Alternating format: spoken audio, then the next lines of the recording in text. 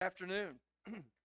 We're holding today's meeting at the Dennett Road Educational Complex for our regularly scheduled July meeting, July the 13th, 2026. We will be returning from executive session at approximately 6 p.m.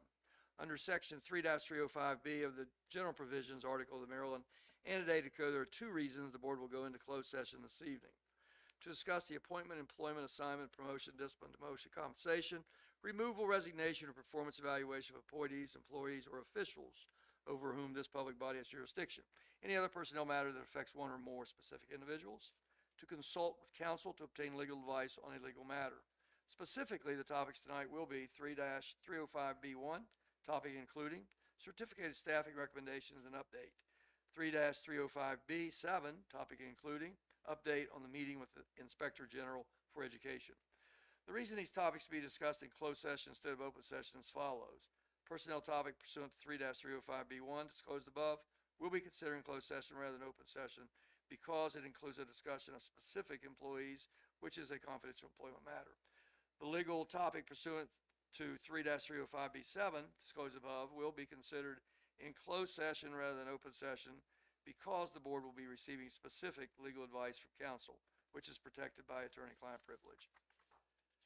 Hearing all of that, are there any objections to going into executive session? Hearing none, is there a motion? I'll make a Okay, so moved by Sadie, seconded by Rodney. Discussion? All those in favor of going into executive session, signify by saying aye. Aye. Opposed, nay. And we are in executive session. Good afternoon. Welcome to the July 13th, 2026 public session. And our first order of business will be to ask you to stand for a moment of silence and followed by the Pledge of Allegiance. And it'll be done by our new Board of Education student member, Miss Ellie Jackson, an 11th grade student at Northern High School. So welcome, Ellie, to the board, and we appreciate your wanting to be a part to help us. We're looking forward to a year, and I'm sure you'll learn a lot.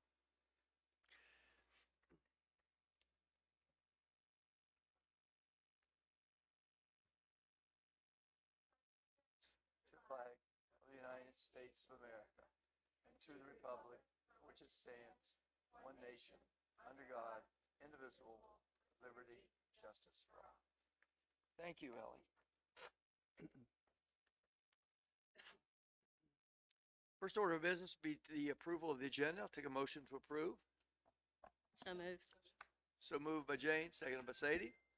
Discussion? Those in favor of the public agenda as presented, signify by saying aye. Aye. Opposed, nay. And it is approved. Approval of the consent agenda. Take a motion as such. So moved by Rodney. Second by Sadie. All those in favor of the consent agenda that was given to us, signify by saying aye. Opposed, nay. And it is approved. All closed session summaries and announcements is on our board website. Certainly encourage anyone watching to go to the board website to see what has happened and what is upcoming.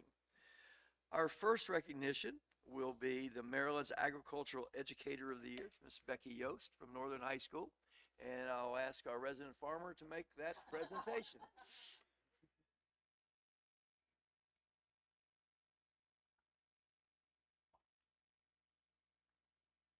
Yeah, I certainly know Becky and how important the job she does for agriculture in Garrett County and in Maryland, educating our young people and leading the FFA group at Northern High School. So this is a Golden Owl Award, and this isn't the Board of Ed's award, but this is a statewide award. I got to ask her how it came by the name Golden Owl, but you probably know.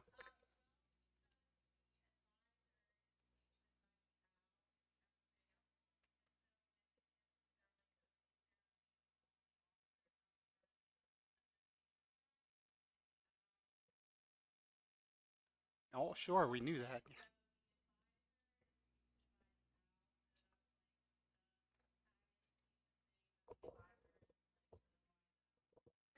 Well, thank you for that explanation. Appreciate it. Well, we're pleased to recognize you, Mrs. Becky Yost, advisor of the Northern Garrett FFA chapter, as the winner of the 2026 Golden Owl Award, Maryland's Ag Educator of the Year. Mrs. Yost received the prestigious Golden Owl Award presented through a partnership between the Maryland FFA Association, Maryland Farm Bureau, and Nationwide Insurance. Mrs. Yost was honored for her impact and commitment to ag education at the 2026 Maryland State FFA Convention. The Golden Owl Award recognizes influential agricultural educators who make a significant impact on their students, schools, and their communities. Regional winners are selected through nominations before competing for the statewide honor by submitting a portfolio highlighting their teaching philosophy and accomplishments. Mrs. Yost exemplifies the dedication, passion, and excellence that strengthens the future of agriculture in Garrett County and in Maryland. Through her tireless efforts and commitment to student success, she continues to inspire the next generation of agricultural leaders. Please join us in congratulating Mrs. Becky Yost on this well-deserved recognition, and I'll have you come forward.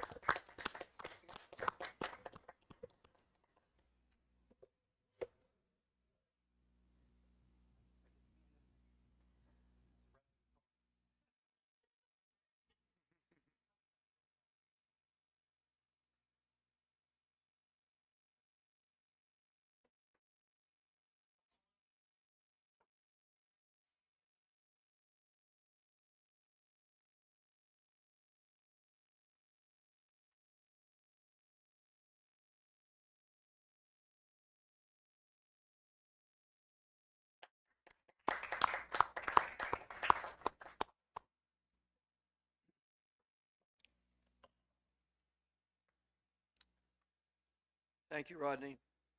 The policies and procedures will be our first order of business. IKE, Promotion of Students Policy and Procedure. This is a revision.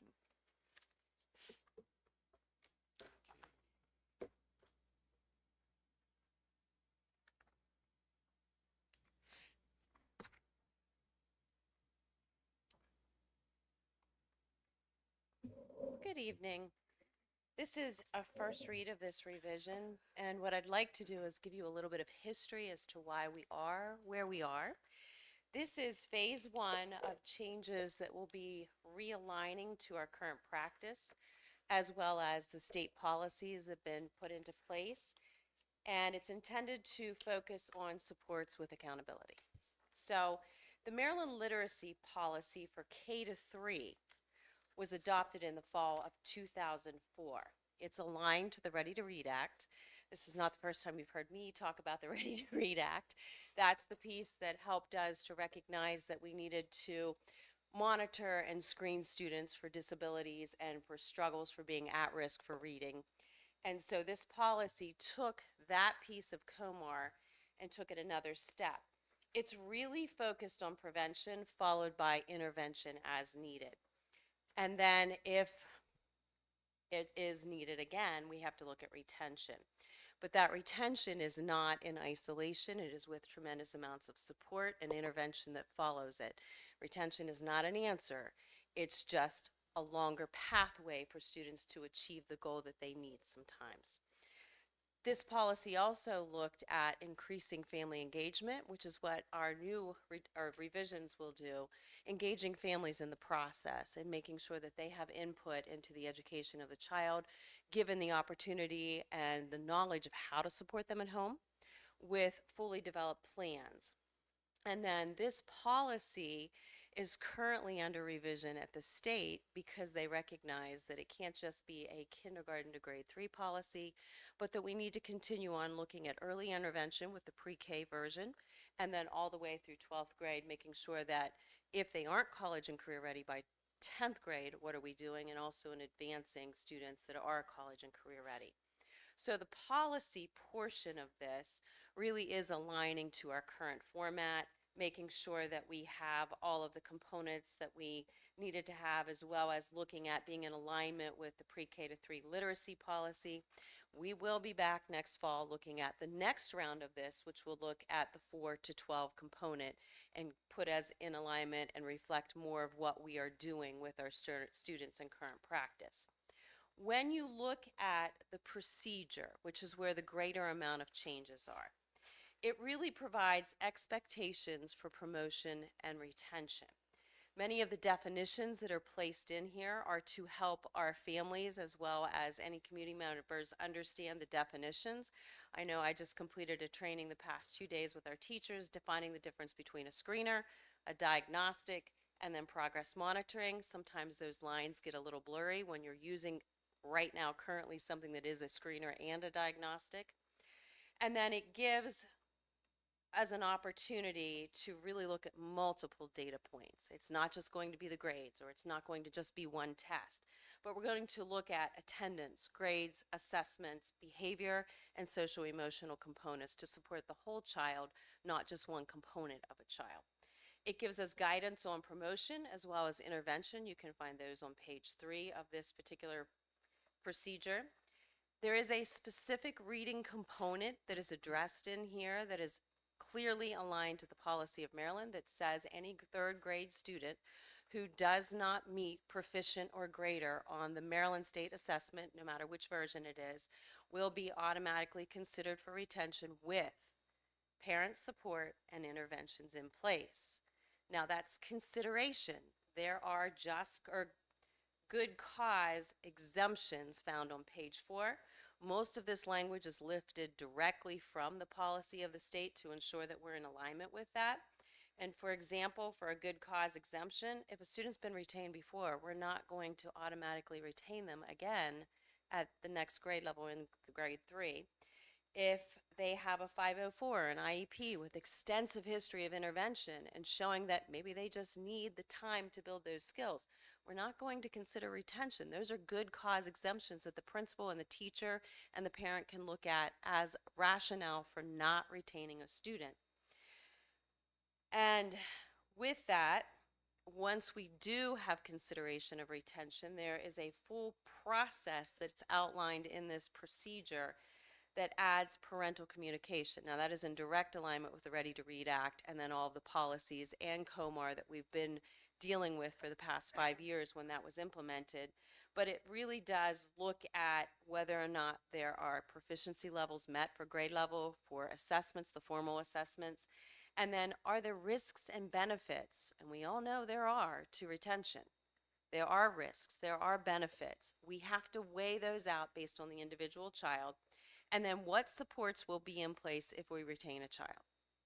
What supports will be in place if we don't retain a child? So really, this is our MTSS, our multi-tiered supports or system of supports, put in writing as to what we've been doing for the past, well, it's been since ICT way back when, but we've been refining this process and really working on identifying the root cause of what's causing the child some issue with what they need to perform with. Then there are pieces in here that talk about how we need to communicate with parents. Parents need to be communicated with on a regular basis. We are a team. They need to know what we're working on. So we have to, at minimum, report to them quarterly the progress of the child if they're being considered for retention or if they have been retained. And then when they're being considered, we have to have an end-of-year conference with that parent and the team members to ensure that this is really in the best interest of the child. Now, in the event that the child does not pass the state assessment, there is another opportunity on a much briefer version of the assessment that MSDE has promised to provide us in the future that can be given after a time of intervention over the summer, which is where our summer school program would come into play. And then if the team decides not to, for good cause, that will be reported to Dr. Miller. If they decide to retain, that'll come to the director's office and then shared within, and then the supports either way are put in place. The rest of the policy that has updates in it for the 6 to 12 really is a language change. We used to call it response to intervention. That was a little different program than what the multi-tiered system of support is. So we just updated that language, and then there's some pieces in there about attendance. Could you provide an update on the timeline in which MSDE requires the retention in third grade? So the retention in third grade requires, it will go into place next year. not this coming school year. But this school year, we will have to put in place what they are calling SRIPs, Student Reading Improvement Plans. Now, that directly aligns to the intervention plans that we have developed in Panorama, so this is not anything new. What we need to do is ensure that all of those components are met and that students are meeting those benchmarks and that we are reporting to parents if they are not, because at the end of the school year, that's going to take us into the next school year when we have to look at whether or not a student would be retained based upon those, what will be M-STAR results. Thank you. And I would just add that that's the current state timeline Yes. in regards to that. This is evolving and has evolved over the last year and could evolve again.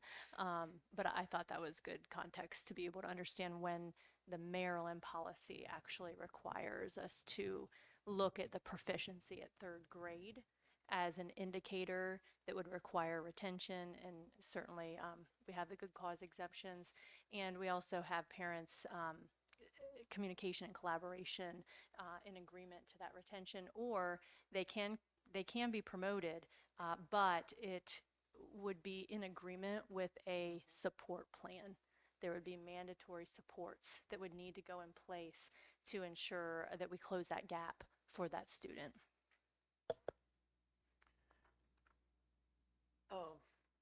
Yeah, when we spoke during our agenda, one of the concerns I had with not necessarily our policy procedures that you've presented, but the position the state seems to have taken, that reading is catch-all. If I can read, I can do everything. Well, I can't do math. I might be able to read the problem, but if I don't understand how to do math, I can't do math. So my concern was that, I remember Mr. Slepp made a presentation a number of years ago to the board that if by the third grade you are more than 1 year behind in math, you're in trouble. You're in trouble, and you probably will not catch up because it's just one builds on the other. And so one of the things that I think is very important for us as a system to do is to say to our families and our teachers and everyone that proficiency in math is very important, because I could read, and reading is too, obviously it is. But, yeah, I know, dear to your heart. but and it is, and I understand that. But I would hope that we're not getting a message from the state that reading will cure everything, because it won't. If unless you're pushing mathematics at the same level you're pushing reading. So the difference is, in the math policy, we're looking at acceleration opportunities and proficiency at each standard level for grades. So when you're looking, and that's why we have in here on page 4, the students in kindergarten through grade 3 may be retained if they do not meet reading and or math proficiency. Right. And that's, that definitely is a concern, because you need both skills. You need a lot of skills to do this. But the state is looking, not only are we asking for students to be proficient, but if there's an opportunity to accelerate Sure. them, Sure. that's what we want to be able to do as well. That just doesn't go into a promotion and Oh, yeah, retention policy. sure. Obviously, we want to. But I think the big catch-all for me is, and I'm certainly not one of those people who says we ought to retain everybody, but it's also, we're not doing anybody any good service by saying you can't do 2 + 2, but we're going to put you in the 4th grade. No one wins. Everybody loses. The teacher loses, the student loses, the other students lose. It's a lose-lose. So I think it's really important that we get across to everyone that, we have math expectations to move forward, because we're only helping you. We're not trying to hurt you. And we'll put things in place to help, and we'll do everything we possibly can to catch you up and get you to level. But I think especially in this day and age, that everything that you're going to do, just about everything you're going to do as a student who, 15 years from now, if you're not proficient in math, you're in trouble. You just are. Everything you're going to do is going to have some analytical skills to it. Mhm. That's my 2 cents. I'm off the soapbox. That's why we have AI. Well, you're right. We can let AI do it for us, I guess. This is a very, very good policy, and I think the intervention steps that you go through and the early identification of problems is going to be very, very important, both for math and for uh, English language arts. Can you just, and the policy committee did look at this and uh, you know, basically made some changes, and thank you for putting those in place. But can you just explain to everybody what it means to be proficient in English language art? What is that assessment? Is that a test or is that an assessment?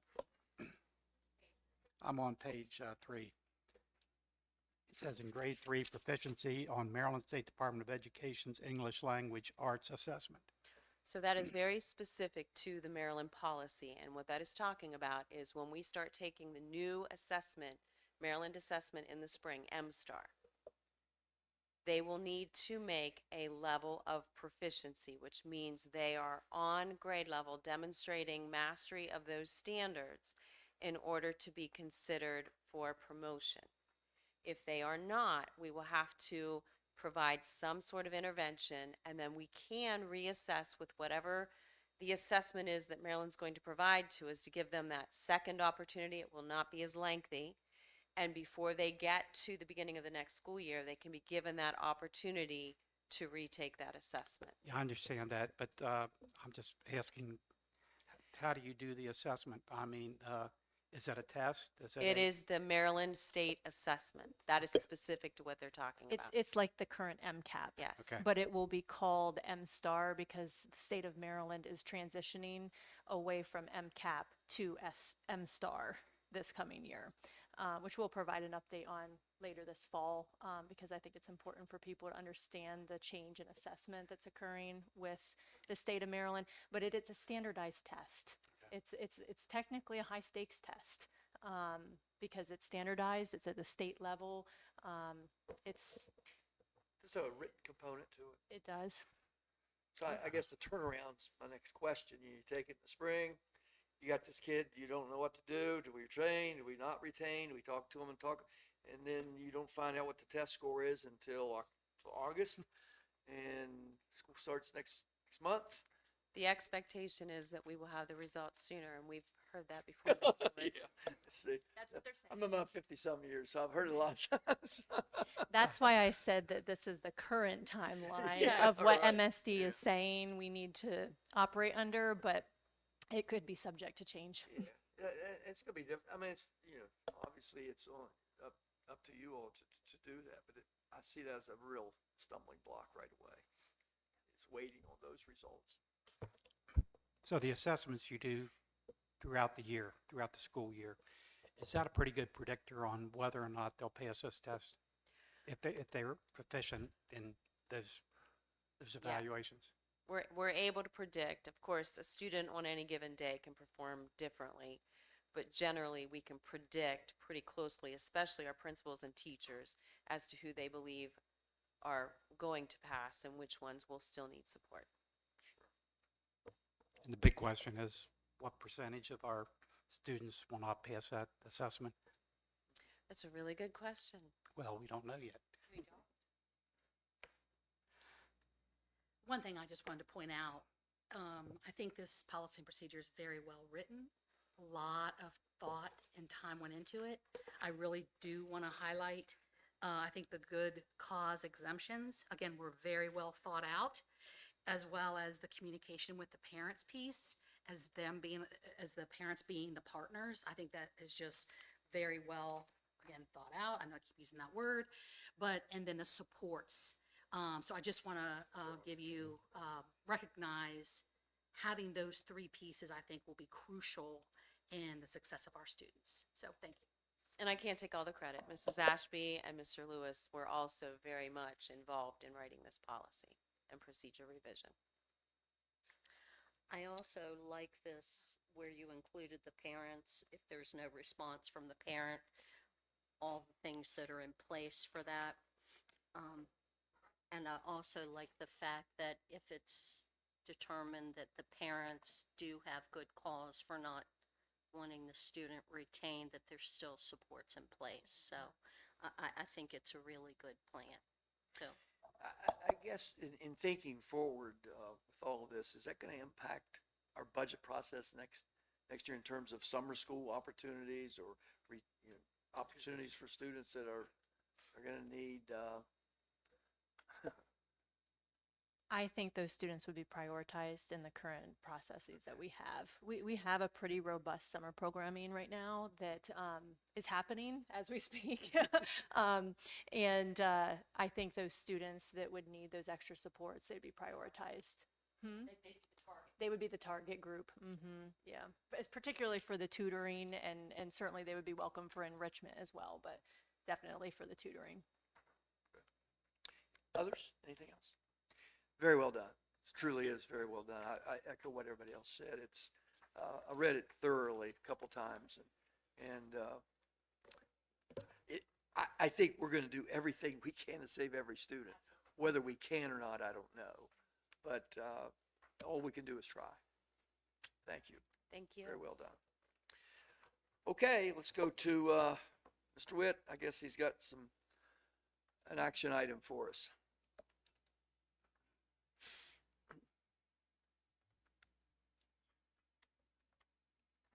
Good evening. At the end of the school year, the intercom system at Northern stopped working. It had been giving us some fits throughout the year. It was determined that the head-end unit needs to be replaced. It's my understanding that that current head-end unit has only been there for a few years, and it's proprietary. So we're forced to continue to go back to this company to get the unit. So we spoke with the IT department about it because we knew that we had some different systems in some other schools. So it was their recommendation that we switch systems, get away from the proprietary head-end unit that we had, and switch to where we're putting in standard speakers and everything just flows through our internal systems. So it is slightly cheaper to just buy a new head-end unit, but I don't think that's fixing our real problem. So I'm recommending that we award this contract to CMTA, and what it's going to do is pull new communication wires to all the rooms in the building, and mount new speakers, as well as dismantling the old, so that there's less things in the way in the future when we do future jobs as well. And the cost for that to run the cabling is $73,495.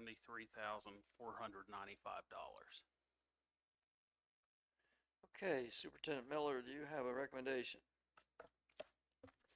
Yes, it's my recommendation to approve CMTA, the recommended vendor, through the Sourcewell Cooperative Contract to complete the installation of the new paging speaker system at Northern Garrett High School for $73,495.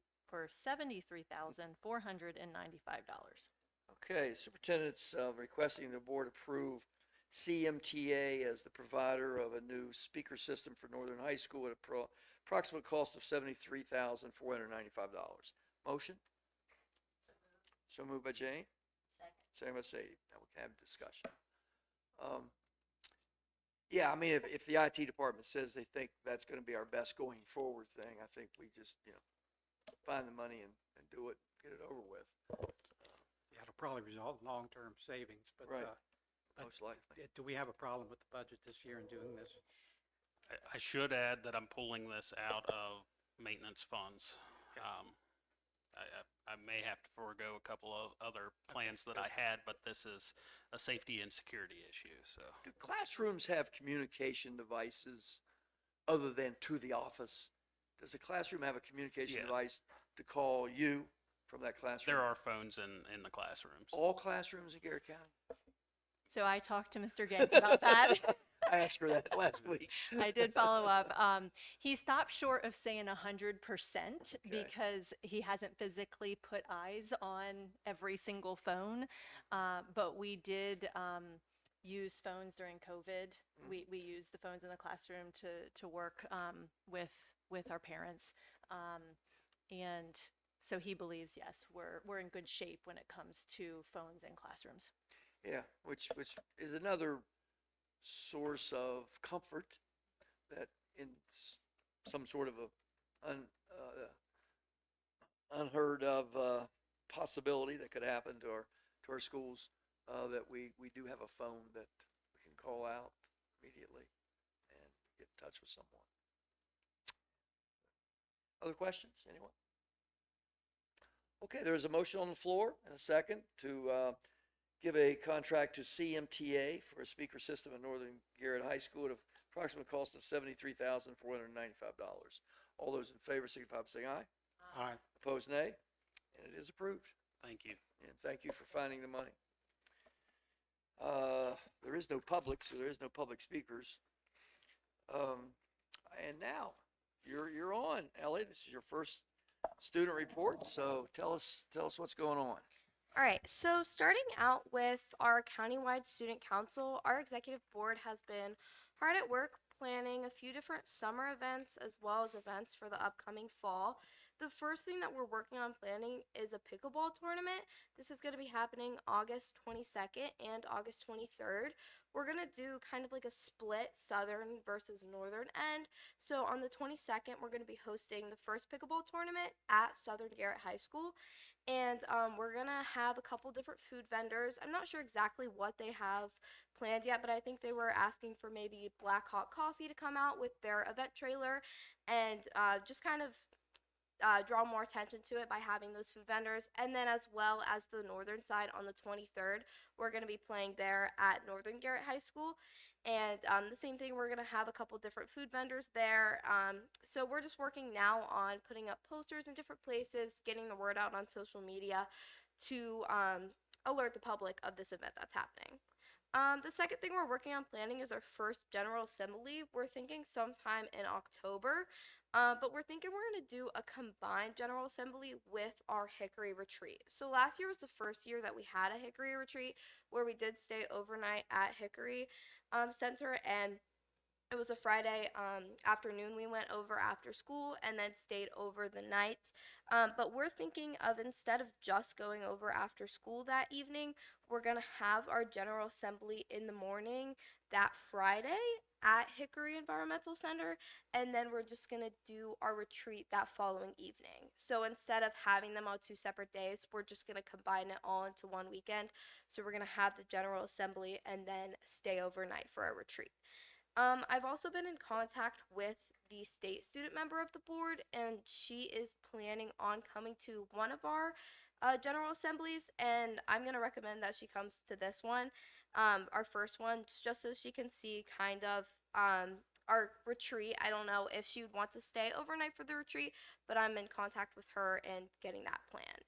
And then the last thing that we are planning right now is we're going to be running a booth at the fair for one of the days on August 4th. We're going to be taking over the pizza booth that they usually have there just for the one night, and just to collect funds for the upcoming school year. And then as far as the SMOB initiatives and agenda goes, I'm currently planning to attend the MABE training for all SMOBs of Maryland on August 6th.